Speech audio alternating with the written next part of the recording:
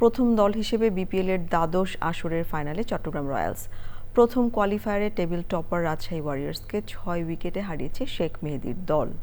134 রানের টার্গেটে খেলতে নেমে টপ অর্ডারের ধারাবাহিক পারফরম্যান্সে ফাইনালের টিকিট কাটে বন্দর নগরীর ফ্র্যাঞ্চাইজিটি। এর আগে এলিমিনেটর রাউন্ডে রুদ্ধশ্বাস ম্যাচে সিলেট টাইটান্সের কাছে 3 উইকেটে হেরে বিদায় নিয়েছে রংপুর রাইডার্স। আদিল আহমেদ শানের রিপোর্ট। শেষ ওভারে মেহেদী হাসানের ছক্কায় বিপিএল এর ফাইনালটা নিশ্চিত করে রাখে চট্টগ্রাম রয়্যালস। পরের বলে ডাবল স্ট্রাইক রোটেট করে আসরের প্রথম কোয়ালিফায়ারের ম্যাচ জেতে বন্দর নগরীর ফ্র্যাঞ্চাইজিটি। মিরপুরের হোম অফ ক্রিকেটে চট্টগ্রামের বিপক্ষে টস হেরে ব্যাট করে 133 রানেই গুটিয়ে যায় টেবিল টপার রাজশাহী ওয়ারিয়র্স। অথচ শুরুটা দুর্দান্ত ছিল নাথুন শান্তদের।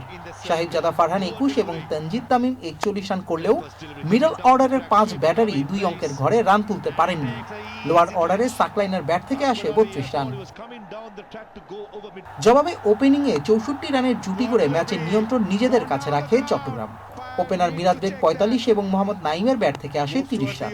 শেষ দিকে 26 রানে 3 উইকেট হারালেও চট্টগ্রামের জয় আটকাতে পারেনি 16 পয়েন্ট নিয়ে শীর্ষে থাকা রাজশাহী। টানা 2 হারের পর কোয়ালিফায়ার জিতেই শিরোপা নির্ধারণী মঞ্চে চট্টগ্রাম। অপরাজিত 19 রান এবং জোড়া উইকেট নিয়ে ম্যাচ সেরা হয়েছেন চট্টগ্রামের স্কিপার শেখ মেহেদী। হারার পরেও ফাইনালের সুযোগ রয়েছে রাজশাহীর। সেক্ষেত্রে বুধবার দ্বিতীয় কোয়ালিফায়ারে মেহেদী মিরাজের সিলেট টাইটান্সের বিপক্ষে জিততে হবে শান্ত মুশফিক মাহমুদুল্লাহদের। আদিল আহমেদ শান, চ্যানেল আই, ঢাকা।